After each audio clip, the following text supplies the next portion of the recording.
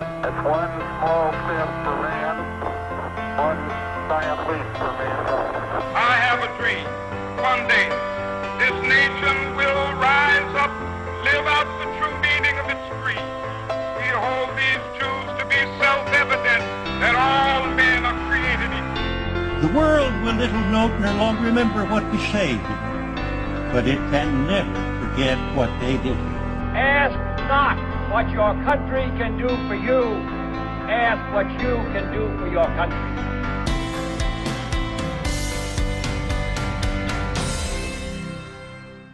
Hello and welcome to the latest episode of Eccentric Earth. I'm your host Amy Walker, and joining me this week to delve into a crazy story from history is my returning guest, Chris Haigh. Hi. Hi, thanks for coming back, Chris. Oh no, thank you for having me. It was a real pleasure last time, so I'm looking forward to delving into something else a bit weird and unusual.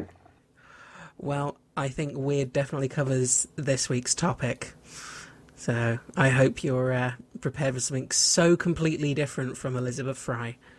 Oh yeah, I mean, we were discussing before the show, and like, oh, listen, I have a massive newfound respect for Elizabeth Fry, and I'm also slightly perturbed there's not been a film version of anything or really talk about this. But yeah, it'll be nice to sort of see what what the complete opposite of this is. On November 12th, 1966, 5 men who were digging a grave at a cemetery near Clendenin, West Virginia, claimed to have seen a man-like figure flying low from the trees over their heads. This is often identified as the first known sighting of what became known as the Mothman. Oh my god. I'm so into this. Because I've heard bits and pieces, but I, in a really good way, I don't know a lot about it. So I'm intrigued. Yeah, and I don't think we can get much more opposite than Elizabeth Fry than a moth monster. Human, man, woman. It's those two. It's those two. It's the binary system as we know it. Man, woman, moth, human. The Mothman was sighted in many places across West Virginia and the surrounding states, but the largest number of sightings happened near the old West Virginia Ordnance Work, an area known by locals as the TNT area. West Virginia Ordnance Works is an abandoned munitions works located to the north of Point Pleasant in West Virginia that dates back to World War II. The facility manufactured ammunition and dynamite, but was later closed down, and much of the facility was left to decay. The surrounding area is mostly forest, dotted with numerous grassy clearings and thick concrete domes called igloos that were used to store barrels of gunpowder. The area is also riddled with abandoned tunnels, most of which have collapsed, been sealed off, or become flooded with water, creating an unsafe and expansive tunnel system beneath the forest. A wildlife sanctuary now encompasses the area. In 1979, fishermen in the TNT area reported that chemicals had been left to seep into the ponds, causing it to be labelled an environmental disaster. By the year 1983, the TNT area was among the most polluted sites in the United States. Oh my god, this is an actual horror film, isn't it? Because they just keep adding more. It's like, oh, abandoned tunnels, check. Dynamite factory, check. Wildlife centre, check. Everything's polluted, check. Okay. Please tell me it's like buried on like a Native American burial ground or something. Please, just to complete the whole thing.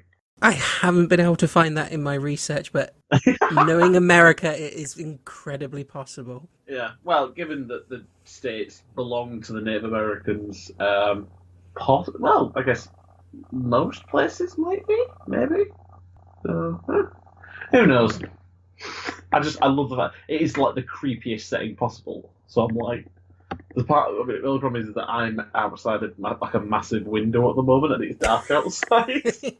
Yeah, I have a window right behind me with no curtains. So no curtain. I'm literally there, just like, is that a shadow or is it like?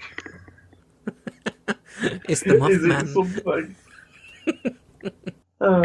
It was here in the TNT area on the cold night of November 15th, 1966, 3 days after the first sighting at the graveyard took place, that two young couples would encounter this bizarre creature. Roger and Linda Scarberry were driving in Roger's black 1957 Chevy Bel Air with Steve and Mary Mallet through the area at around midnight, when Linda noticed two large glowing red eyes in the darkness beside the old North Power Plant. She screamed, causing Roger to stall in the road. This allowed the two couples a chance to take a look at what had made Linda scream. They claimed to have seen a man-like figure with wings go around the corner at the old powerhouse. It appeared to have its wings caught in a guide wire near the road. The creature then managed to free its wing. It didn't run, but wobbled like it couldn't keep its balance. Linda described the creature as having circular fiery red eyes and a body like a man, but with wings. They said the creature was about 6 or 7 feet tall, with wings folded against its back. Half man, half monster. She said you could see muscles in its legs. Sorry, I know I'm not really saying much, but I'm just like, I'm trying to take like the full description in because it's okay, alright, yeah, okay. The couples couldn't believe what they'd seen. They quickly drove off the main highway on Route 62. Linda yelled for Roger to hurry. The couple saw the creature sitting on a hill by a large billboard as they went round a curve. It spread its wings and went straight up into the air. They were all terrified and kept yelling for the driver to go faster. The Mothman began gliding backwards and forwards over the car. "We didn't know what it was. I don't think we'd ever been so scared," said Linda. As they went along a straight stretch of road, they were going anywhere from 100 to 120 miles an hour, but the creature was still able to follow them. They saw it in the back window and saw the shadow go across the car as it flew, but couldn't get away from it. They said they could also hear the wings hitting the top of the car as they drove. It's even reported to have left scratch marks on the roof of the vehicle. Oh my god, this is like an urban legend. Oh, this is cool. Okay, alright. I'm visually imagining it in my head because it sounds a bit... It sounds like something from a monster movie. You know, Oh, yeah. Two young couples and then red eyes appearing in the darkness and just it's swooping down. Oh, okay. Alright. Okay, alright. It squeaked like a big mouse, as Mary Mallet would say. It kind of takes away from the scariness if it sounds like a mouse, I've got to be honest. Yeah. Oh my god. Yeah. I don't know. I don't have questions at the moment. I'm just like, oh, this is. I am. Do you know this is like an episode of Law or something? Where they're just like, oh, and then two big red eyes appeared from the top, and I'm like, oh no. I don't know. Yeah, okay. They were only able to get away from the Mothman when they reached the edge of the town Point Pleasant. The creature disappeared, veering off into a field as they went into town. When the four of them arrived in town, startled and confused, and with no sign of the mysterious creature that had chased them, they continued going downtown and stopped at Tiny's Diner to figure out what to do next. Linda suggested that they should go to the police, but the Mallets thought that they would just laugh at them. They eventually decided that what they saw was nothing more than an aberrant bird, and in an attempt to face their fears, they again drove towards the TNT area. It wasn't long before they saw the creature again, apparently waiting for them beside Route 62. The instant the car's headlights landed on the creature, it lifted vertically into the air with tremendous speed and disappeared above the tree line. So, okay, sorry. Just so I can work out logistics. So they escaped the creature for like the first time, went downtown, went to this diner thing, tried to work out, and then they drove towards the munitions place. Mm-hmm. Okay, alright. Yeah, they went back thinking... Sorry, I'm just visually just like, okay, so for some reason it doesn't go in town, which, okay, it makes sense if it's like skittish, but then it circles around and then picks them up again on the... Okay, alright, other side of town. Okay, alright. This time, when they returned to town, they went to the Mason County Courthouse and told their story to Sheriff George Johnson and Deputy Miller Halstead. The Scarberry and Mallet couples were split into separate rooms to give individual police reports. Each witness described similar things. They told police that they saw a large winged creature whose eyes glowed red when the car headlights picked it up. They described it as a flying man with 10-foot wings following the car. The police didn't believe them at first, but knew that they weren't troublemakers and saw that they were genuinely terrified, so the sheriff actually went out to investigate their story. The couples drove back to the TNT area with the sheriff and the deputies. According to one of the witnesses, the winged creature jumped out of the trees, went over the top of the cars, and went through a field onto the other side. The police found no sign of the creature. However, the deputy is said to have seen shadows circling the old power plant, and also hearing strange static disturbances coming from his radio that he couldn't explain. Halstead admitted that he saw a cloud of dust kick up from an adjacent coal yard that may have been the creature's doing. The teens were too afraid to go back to their homes, so instead they stayed at the Scarberry's trailer, turned all the lights on, and stayed awake all night from fear. The following day, the sheriff held a press conference to discuss the sightings. The local press began printing the story and named the creature the Mothman, based on the comic book character Batman, who had just got a television series at the time. Sorry, I love that. It's not even... They didn't go, oh, it's a moth-like man, we'll call it Mothman. No, they went, oh, like Batman. Oh my god, that is the coolest origin for an urban legend. They just named it after not quite Batman. Oh, I like that. That's cool. Yeah. It helped that the creature looked exactly like Adam West as well. I just look, so, yeah, so they say it, and it's like a guy, but so it's got 10-foot wings, apparently. Mm-hmm. So how big is the rest of it? Because if you have like a normal, like, human, which is going to be anything from like 5, I don't know, say 5, 6 to 6 foot, with 10-foot wings, that seems insanely big. So I don't really get the whole... Unless I'm thinking of perspective wrong or something. Because like my mum's 5 foot, so each wing's like her twice. So I'm just trying to work it out. I'm like, that's quite... How? Okay. Like, I get it's an urban legend. It's probably not true. But even the logistics of like, how do they... Okay. Fair enough. All right. Although from a biological point of view, something that's human-sized would need huge wings to get up, so it kind of makes sense from that I'm side. thinking, I guess, because when I'm looking at it, like you said, from a biological perspective and everything, just how do the wings, like... Because if they're always just... Do you know what it is? It's because I've got a vision of, like, someone human, but then 10-foot-long wings, and they just drag. Because they're massive. I'm thinking, that's not efficient. That's not what... So either they're always, like, in a semi, like, suspended position, or, because you never see it walk around or anything. It says human-like. I don't get what makes it human. Why this isn't just like a big chaffinch or something. Like a radioactive waste, like a robin fell in and suddenly it became like a 10-foot robin or something. Like that. And I'm just, I'm thinking, the times I've seen, like, a reference to Mothman and everything, there's like, it's almost like butterfly wings. Yeah. And they just come straight out the back and everything. And I'm like, okay, I can in theory understand that, but in the physiology of this unusual made-up creature, how? Okay, I realize I'm really picking holes here, but I'm just trying to wrap my head around it. Because in my head, I'm literally seeing it as like a guy with massive sort of angel wings, but the other problem is because they're 10 foot long, they're just dragging. So, and it must be a bugger to fly anyway, because they've got to be that heavy. So Definitely going to be knackering.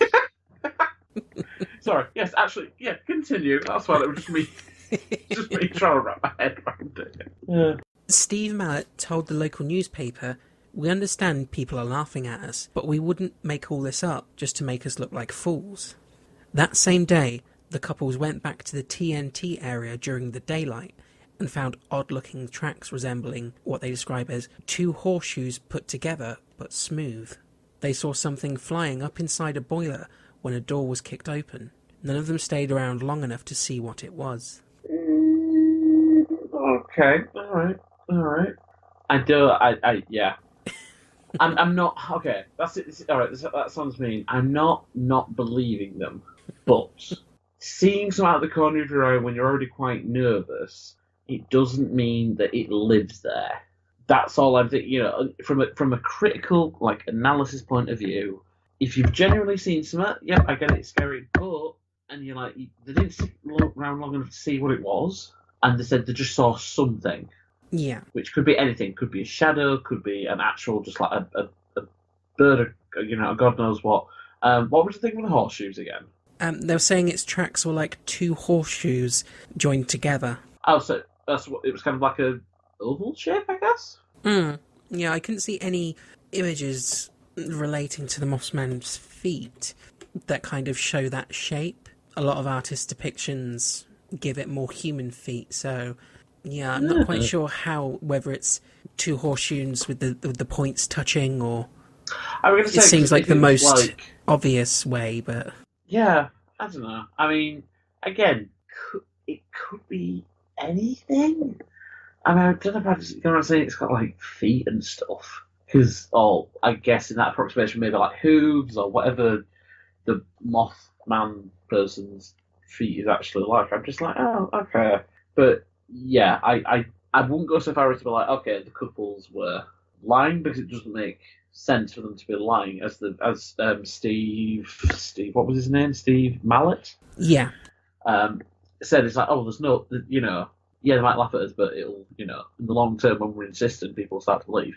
Or they did actually see something, or they think they saw something. So I don't know.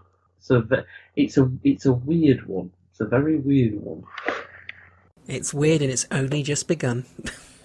The weirdness has begun. The strange encounter in the TNT area was a harrowing experience for everyone involved, and on the morning of November 16th, Linda Scanbury was rushed to the hospital by her father after experiencing a nervous breakdown. On the phenomena, Roger Scanbury stated, "I'm a hard guy to scare, but last night I was for getting out of there." The same day as the press conference held by Sheriff Johnson, and less than 24 hours after the sighting by the Scanburys and the Mallets, Marcella Bennett, her brother Raymond Walmsley, and his wife Kathy had their own Mothman experience. Oh. The three of them were bringing Marcella's young daughter, Tina, to visit relatives who lived near the TNT area of Point Pleasant. Marcella and her brother had read about the strange being in the newspaper that same day, and they even thought it might be fun to go out and look for the creature themselves at a later date. The house they were visiting was a bungalow built among the igloos in the TNT area. It belonged to Ralph Thomas, who was the superintendent of the Trojan US operation there. Ralph's wife Virginia was Marcella's sister. When Marcella, Raymond and Kathy arrived, they discovered that Ralph and Virginia had both left to go to church. The only ones home were the three Thomas children, Ricky, Connie and Vicky. After exchanging a few words with the children, Marcella and the Walmsleys headed back to their car to return home. It was around 9 p.m. Raymond stopped when he got to the bottom of the bungalow steps, having spotted strange lights in the sky.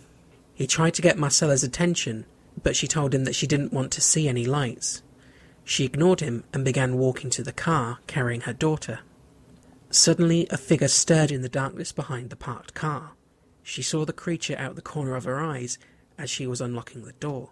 She first saw a man's legs that looked like they were covered in grey feathers. She did not see his feet. Looking up at the creature's legs, she saw wings that were drawn in towards its body. The head was tilted sideways. Standing only a few feet away from her was a giant man-bird, its head sunk into its shoulders. She saw no red eyes, but later said she might have been too frightened to notice.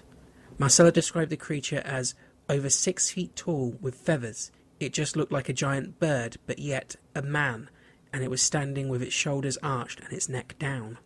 She said that she was terrified but unable to run. I just stood there and looked at it, but I couldn't figure out what it was and what I was seeing. Her brother saw it but would not come towards her. He and his wife were both very frightened of the creature and kept yelling for Marcella to run. When Marcella finally ran towards the house, she fell to the ground on top of her 3-year-old daughter. I just couldn't do what my mind was wanting me to do, she explained. After pulling herself together, she picked up her daughter and ran into the house. The family then locked themselves inside. Marcella was injured from her fall. Her hands and knees were scraped, bruised and bleeding. She had also been burned from falling on top of a lit cigarette. Her knees were skinned up badly and the side of her face was bleeding from where she had hit the driveway. The children inside the house were all screaming and crying in panic. Raymond frantically phoned the police for help. By this time, Marcella was lying on the sofa and could hear him telling the sheriff's department to get to the TNT area because they had seen the creature. He told them that they were locked in the house, but it was still outside. As they waited for help to arrive, the Mothman approached the house, appearing on the porch. They said it pushed on the door, trying to get inside, and that it peered in the windows looking at them. It took the police about 15 to 20 minutes to arrive at the house, but the creature was gone by the time they got there. Despite the bizarre nature of the family's claims, police believed what the family reported because they saw that Marcella had been injured and saw that the children were terrified. They searched the surrounding area, but found no sign of the Mothman creature. Okay. All right.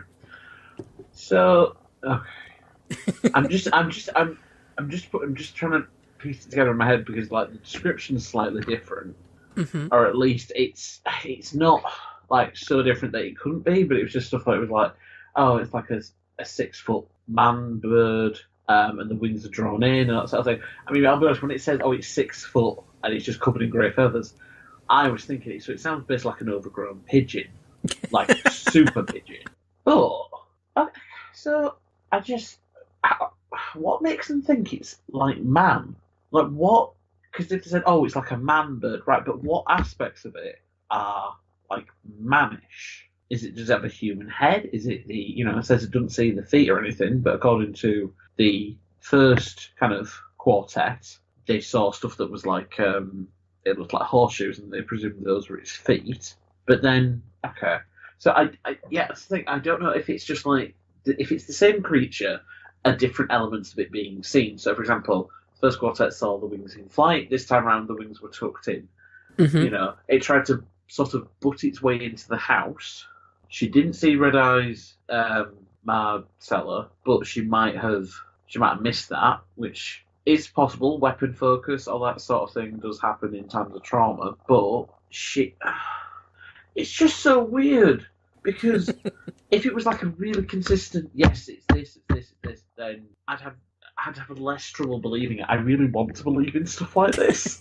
I really love like weird, like Southern Gothic sort of apocrypha and all that sort of thing. But I wish there was at least a bit more evidence. That's my thing. Even if it was just like mysterious things consistent with a large bird were found, or it's got feathers. Surely there must be some feathers flying about. Saying the kids were terrified. It might be coming up in your kind of report and everything, but did the kids actually see anything, or was it they were scared off the parent? Which actually that reminds me. So just like a recap it. So it was 3 people who went to go visit relatives. Yeah. The 2 adults were at church, so they'd left. How old were the kids? It didn't say. I can try and find out. Just the thing I was thinking, I was like, well, why would they leave the kids at home? I mean, I know it's the 60s and everything, and they're like, oh, it'll be fine. But, the only thing I was thinking was like, normally, they take them to church, but then I suppose if it's evening service, they might not. So, I don't know. No, it doesn't say how old the children were. Yeah. Well, no, just if the kids didn't actually see anything, and it was like Marcella, and it was like the other adults in the situation reacting and panicking, if they were, I suppose if they're young enough, they might just kind of immediately think, oh God, there's something like... They could have very easily influenced the children, definitely. That's what I'm thinking. Unless there was a kid there who actually was like, yeah, no, I saw it, and it looked like this, and gave an independent thing. Then, if that had happened, I would have like been, yeah, okay, now I get it. But yeah, I don't know.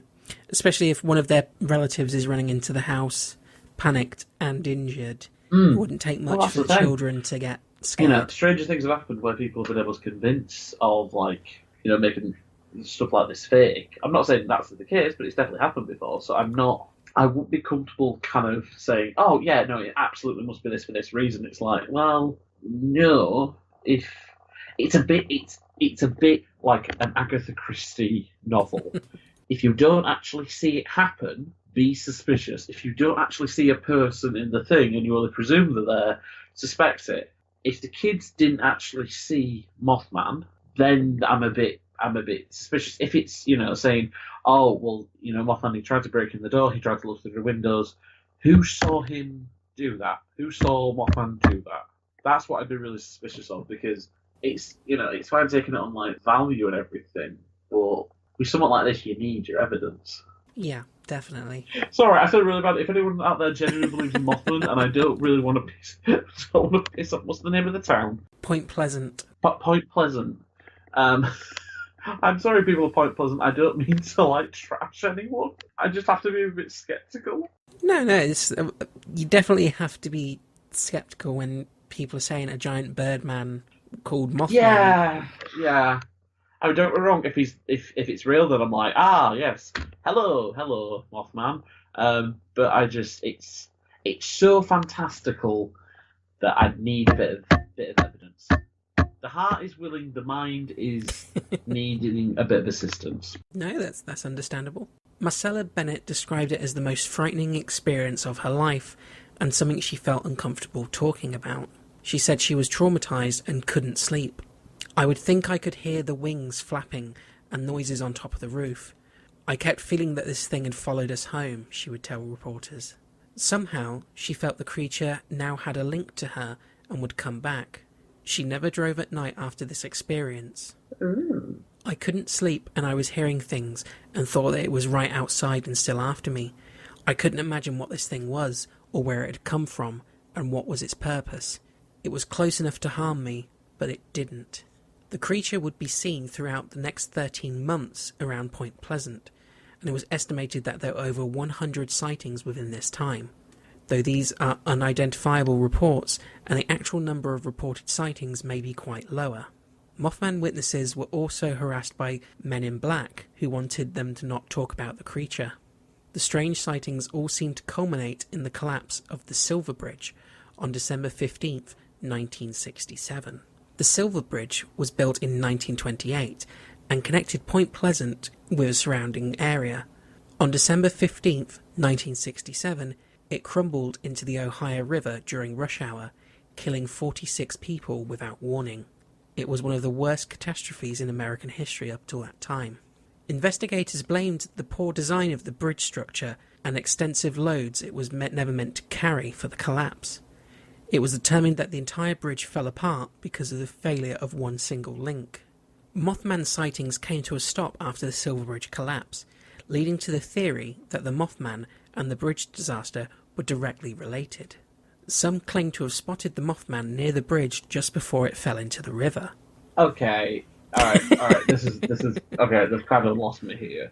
I can't believe I'm saying this sentence, but I can sort of get on board with a giant man bird. But why, after months of like not harming anyone, not only why, but how would it manage to create a bridge collapse? There's part of me that's just going like, yeah, no, this doesn't actually, how? So, I mean, another way of looking at it might be, okay, the Mothman was the focus, yep, all that sort of thing, and then the bridge collapse happened, unconnected, it was, like I said, it was weight bearing or load bearing or whatever it was, and people just found something new to focus on. And that's the reason they didn't see any more Mothmans, is because they didn't need it there, rather than the Mothman causing it and then disappearing, which doesn't make sense anyway, but okay. The idea that the Mothman was connected to disaster and that the sightings were the creature trying to warn people was put across in the 1975 book, The Mothman Prophecies. Oh, that's where okay, yeah. Something you're familiar with? I've not read the book, but I've heard of the film. Yes. Like Richard Gere, isn't it? Yeah, the Richard Gere film. Which I've never seen it, but I've just always like, oh, Mothman Prophecies, yeah, okay. Oh, okay. I genuinely might have to read the Mothman Prophecies after this, just to sort of see what's actually in it, just out of curiosity. Just be like, yeah, we'll see.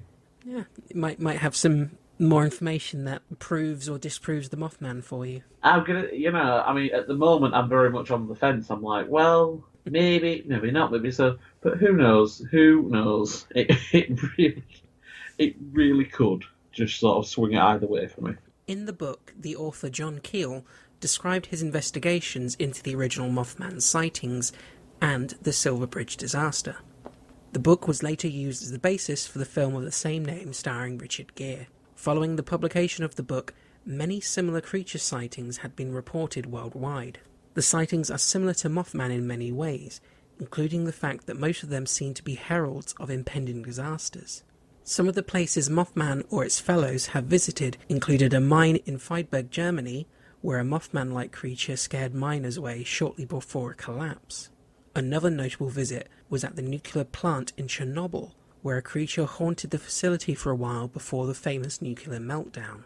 There are also 2 reported Mothman pictures taken in New York on 9/11 and multiple sightings before the Minnesota bridge collapse. Wow. Okay. Oh, that's quite a lot, sir. Okay, so... Yeah, a lot of stuff in that paragraph. So the theory is that Mothmen not only are plural, or it's the same one, who knows, Yeah. but that they appear at certain places where they know there's going to be like an impending incident and basically scare people away. And sometimes it works and sometimes it doesn't. So like the thing in the mine in Germany, it works. 9/11, it doesn't. I've never heard the 9/11 one. I'm definitely going to be Googling that afterwards because I'm like, that's quite a lot. So if they're aware of this psychic ability and everything, why don't they just tell people? Why don't they just, like, if they're supposed to be like angels, or if they're supposed to be like kind of like, oh, you know, don't go on that bridge, it'll collapse and you'll die. Why not say it rather than just being vaguely creepy? If they don't speak English or anything, then my God, it's just I don't know, be something more proactive rather than go, I'm going to haunt you, in the vague hope you'll get freaked out enough to not enter this abandoned mine anymore, or not. Because, actually, yeah, that doesn't work. So, if this Mothman in Point Pleasant was supposed to be like, yeah, it's all connected to the Silver Bridge thing, why didn't we see it around the bridge? Because the ones you've mentioned, where it was like, oh, it was a mine in Germany, and, you know, Chernobyl, yeah, fair enough, but they were looking at like specific locations where stuff happened. This one just appeared to have haunted a town, and nothing happened at the TNT place. There were a number of sightings around the bridge on the day of the disaster. Oh, okay. Oh, fair enough. Okay, so that at least does hold up and everything. I'm more annoyed that if this whole thing's true, then it's basically saying there's like a group of giant winged birdmen who go around predicting disasters and attempting to stop people doing it, but doing it in such an inefficient way that they may as well not bother. Because out of the 1 in, say, 20, 1 in 100, however many, that they actually managed to successfully scare away in time, the others, you know, it ends up with, like, you know, Chernobyl or the bridge collapse or something. So, yeah. I'm finding that hard. I didn't know that there were other sightings, really, and I certainly didn't know about the 9/11 thing. So that is one for Google. I'm going to check that bad boy out. Mothman sightings have continued in the Point Pleasant area ever since the bridge collapse. Unknown persons have also been reported to frequent Point Pleasant, usually dressed from head to toe in black suits, white shirts, black ties, and appear to be in perfect appearance, yet completely out of style for the time of 1966 and 67. They are said to have asked people questions about Mothman and told them not to speak about it. Not only did they visit reporter Mary Haigh and question her about the creature, but one of them is also said to have threatened Mothman witnesses, such as Connie Carpenter. A man and woman carrying a camera visited Mothman witnesses, Steve and Mary Mallet, wanting to take a picture of them. The Mallets took down the license plates of the Volkswagen they drove, but the police said the number was non-existent. Sheriff George Johnson, who was the original witness contacted, believed that the Mothman may have been a large heron. Wildlife biologist Dr. Robert L. Smith at West Virginia University thought that the Mothman was a sandhill crane, which the newspapers then reported on, but the witnesses completely disagreed. Skeptic Joe Nickell posited owls as an explanation for their eyes because of their eyes' shine and their silhouette resembles the headless Mothman. Most skeptics seem to agree with Joe Nickell, but the sightings might just be too extraordinary a tribute to such animals. Some believe the Mothman may be an angel, demon, or the product of blood curse placed on the town by Chief Cornstalk, who was murdered along with his son in the area. Similarly, the curse theory is one very attached to the collapse of the Silver Bridge. Some also consider the Mothman legend to be associated with the number 13. This is where things get very much a stretch here. I love that this is somehow the next level of, you know, if you thought that wasn't strange enough, okay. The original Point Pleasant Mothman reports started in November 1966 and ended in December 1967 with the collapse of Silverbridge. This makes it a 13-month period of strange events. The Silverbridge collapsed because of a faulty 13th steel pin eye-bar. The name Point Pleasant has 13 letters in it. The most polluted pond in the TNT area, where many of the sightings took place, was Pond 13. The Men in Black were reported to have been harassing witnesses and telling them not to talk about the Mothman. The phrase Men in Black has 13 letters in it.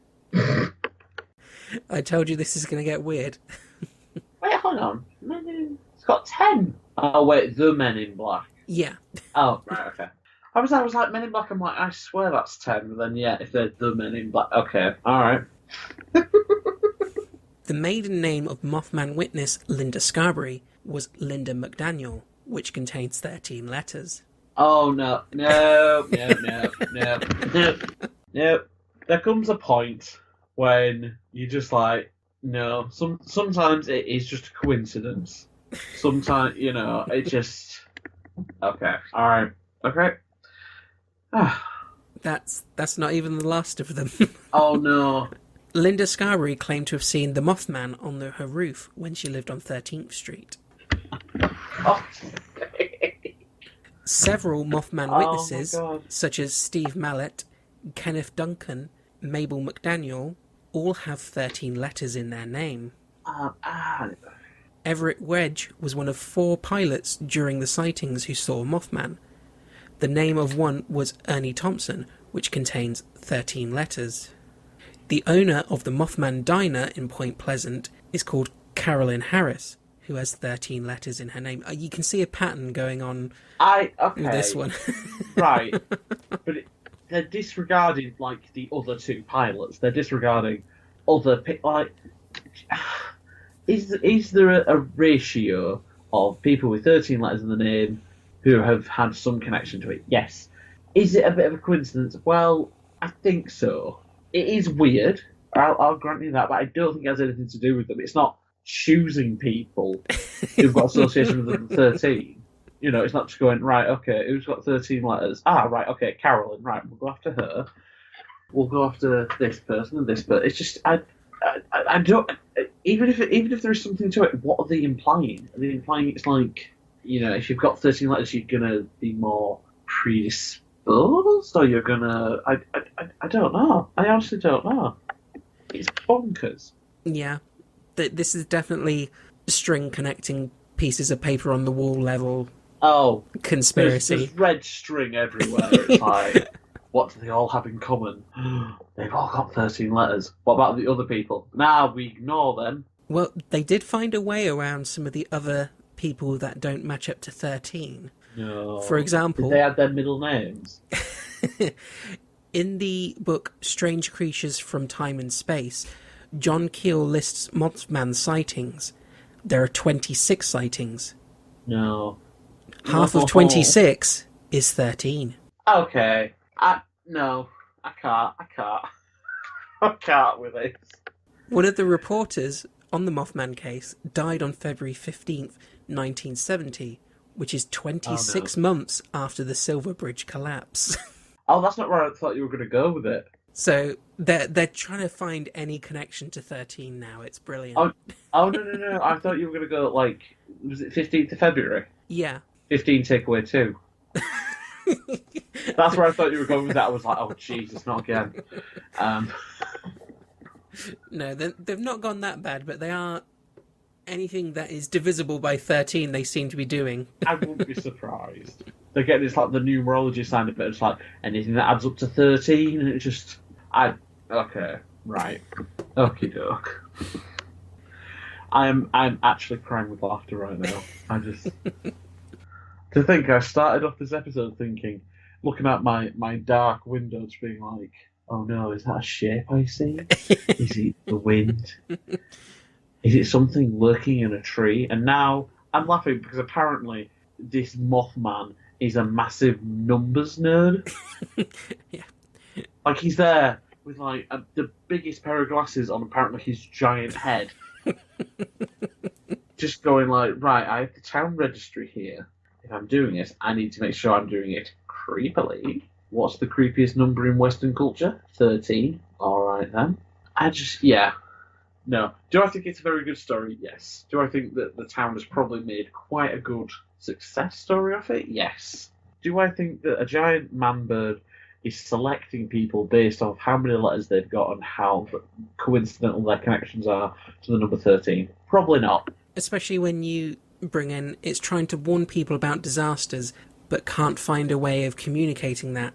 Yeah. But somehow can work out people's names being 13 letters long so it'll appear to them. It's like, it's either really smart and can't communicate with people, or people are just gone a little bit crazy with Mothman fever. I suspect it's the second one. Although I personally love the idea of like a Mothman film where instead of being intimidating, he's like, I just can't tell you. I can work out math.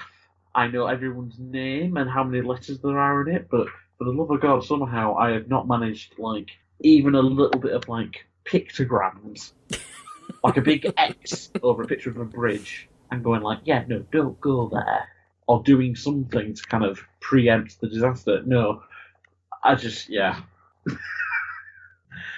I'm kind of lost for words, really. I mean, it's a delightful story, but I'm just. A Mothman museum was opened in 2005 by Jeff Wormsley. This is a museum dedicated to the Mothman of West Virginia folklore. The museum is located right next to the Mothman statue on Main Street in Point Pleasant, the town in which the original 1966 Mothman sightings were said to have occurred. It's the world's only Mothman museum and shop, the #1 destination for Mothman fans and for things to do in Point Pleasant.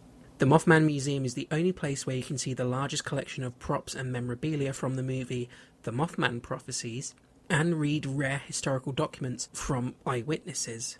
The museum contains rare press clippings and photographs of the Silver Bridge disaster, and information about historical figureheads of the Mothman legacy. The museum is open 7 days a week from 12 till 5, excluding major holidays. Entry fee is $3 for adults and $1 for kids under 10. I just love how the last part basically became an advert. The only place with all the exclusive Mothman Prophecies memorabilia you've been dying to get your hands on. Come see something Richard Gere once touched. Well, that's the thing. If it sparked your interest and you're near Point Pleasant, it's the place to go. Listen. If you want to do it, that's great and everything. I just thought it was really funny how it wasn't just like, oh, there's a museum to it. You were there just going like, they're open 9 a.m. to 5 p.m. I just thought it was really funny. Just like you're secretly getting a backhander from the Mothman Museum. That's why I'm doing a Mothman episode. Yeah, it's all paid. Yeah, just it's like instead of like MeUndies and all the other usual sponsors, it's just like no, we have been sponsored by a cryptozoology museum in Point Pleasant. Can you guess who it's about? Yes, Mothman. Oh my God! I'm sorry. Actually, I want to know if they do like little stuffed Mothmen. There are some interesting pictures on Google from inside the museum. Oh my God! Just like the gift shop. It's just like, Mummy, I want a stuffed Mothman. Why? Because it's sort of like a Pokemon. Which, okay, fair enough.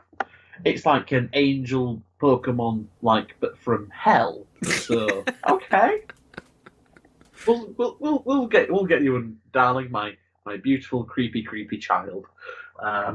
Would you like to see a picture of the statue that they've got in Point Pleasant? It's amazing. Oh, of course they've got a statue.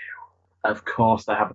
Oh my God! But it's just like it's like a big metal statue. See, the listeners will get to see this because it's going to be the episode image. Oh my God! I mean, first of all, this photo is kind of, it's beyond words, really. So they basically moth face and wings, but they've given him a 6-pack. Which, to be fair, if you're flying around all the time, you will be ripped. So at least I understand that, but I think it doesn't help as well for some reason. Also, his feet quite weird because it's almost like the other way I can describe it. It's like the top thirds, like head, wings, arms, are quite mothy. The feet are quite, weird and birdish and all that sort of thing. But I swear to God, the chest and the legs, it looks a bit like a Strictly Come Dancing pose. It looks a bit because its hips are at an angle as well, so it's like da da da da da da da da da da da. That's the only way I can describe it. It's quite. It is a sight. It is a sight to behold. And I've just opened the Facebook one now, and I'm like, oh, so they definitely believe it's not a human head. Then it's just like a my God. Oh, this is the Mothman Museum. Okay, all right. Yeah, I've just sent you a couple from the museum as well. Oh, let's see what you look like. The world's only Mothman Museum. No, really? I mean, I think do you know what? If I ever visit Point Pleasant, I am going to do like a full vlog. I don't even vlog. I'm going to vlog in there, just be like, welcome. Look at all of the odysseys, and just be like pointing out. Okay, apparently that's something it touched. Apparently that's something this. I don't know what artifacts they'd keep. They also have a gift shop that sells a whole host of Mothman T-shirts from the look of it. Oh my God, of course they have Mothman in the ceilings. Do you know what? Like, if I ever have a kid and we ever go to Point Pleasant, I will try and get one of them for my kid. If I have a quite a macabre child and they're like, oh, I like all things creepy, and I'm like, well, you're getting a Mothman for a corner of your room. Not to terrify you, but to watch over you. Just reframing monsters like that. But now I can see they do T-shirts. There's someone with a hat there. There'll be all sorts of memorabilia. If they're not doing stuff from Mothman, though, at this stage, they are missing out. They are missing an entire trick. Oh my God, that is awesome. Here's a couple of pictures of the TNT area as well, which you can see why people would think a monster lives there. They're very creepy. Okay, that is very creepy. I'll be honest, and look at those photos, I'm like, I have a feeling I'm not even in anywhere near that. I'm like, oh, if I went there, I'd die. Like, no one's ever been like, do you know where we went and we had a really nice time? Anywhere remotely resembling this. I swear I've seen one of these in the trailer for the new Slender Man movie, where it's all like, do you see him? And I'm just like, oh, I'm pretty sure I've seen that in my nightmares. Yeah, it's suitably creepy. So I can definitely understand where the kind of the myth, the legend, the man bird originated. Oh my God. When you said it was going to be a weird episode, you did not fail to deliver. Oh, listen, yeah, like I said at the start of the episode, I was like, do you know what? I had a nice time with Elizabeth Fry last time. Huge appreciation for going to read the book, all that sort of thing. But I wanted something weird because everybody else had gotten like a weird one. I'm like, oh, you saved me a particularly bizarre one. So I thank you for that. Well, that's Mothman, and yeah. There's no real way to sign off. It's just like, yeah, that was the Mothman. Oh Lord. So if people enjoyed this episode, where else can they find you online, Chris? Yeah, so you can find me on Twitter at higher_boy. I have a couple of podcasts going at the moment. First of which is North by Nerdwest. That is my show with one of my best mates, Emma Platt, and we talk about all sort of nerdy things. It's our monthly podcast. It's a chance for us to kind of catch up, hang out, discuss like the world of nerd, and sometimes it's themed, sometimes it's not. It is always pretty funny though, so I hope you enjoy that. We are on Stitcher, we are on iTunes and Blogger with that one. And then the second show that I'm on, I am a co-host on Good Evening and Alfred Hitchcock podcast, which is me and two of my Canadian friends, Brandon Shea Matala and Tom Caldwell. We are going chronologically through Hitchcock's entire filmography and other little projects and all that sort of thing. We're having a lot of fun. We have just wrapped up a movie called Champagne, and that should be coming out shortly. And then later this month, we are tackling the last of Hitchcock's silent films, so we're moving on to the talkies now, which will be very nice. You can find that pretty much anywhere. It's on iTunes, Google Play, Spotify, Stitcher, all different kinds of places to go check it out. So that's really good. And then I occasionally pop up in episodes of Smorgasbord and here on Eccentric Earth and all kinds of other kinds of amazing shows. So yeah, you should be able to keep an eye on me somewhere. Awesome. And if you enjoyed this episode, you can follow us on Twitter by going to @eccentric_earth. And you can also find us on Facebook by searching for @Eccentric Earth. We're also on Instagram under our name Eccentric Earth, and all of our social media accounts are kept up to date with information about upcoming shows, as well as little history facts every single day. If you want to write into us with any suggestions for topics to cover, or want to get in contact with us for any reason, our email address is eccentricearth@outlook.com. So if you did enjoy the show, please make sure that you subscribe on your podcast provider so you don't miss any episodes. And if you can leave us a review, that would be hugely appreciated. So thank you everyone for listening, and thank you, Chris, for joining me. It was an absolute pleasure as always. Thank you for having me. It has been it has been an episode. It's definitely an episode. To actually adequately describe it. But it has been awesome, and thank you so much for having me on again. It's been a real joy. Anytime. Thank you, everybody, and we'll see you all next time. All right. Bye-bye. Bye.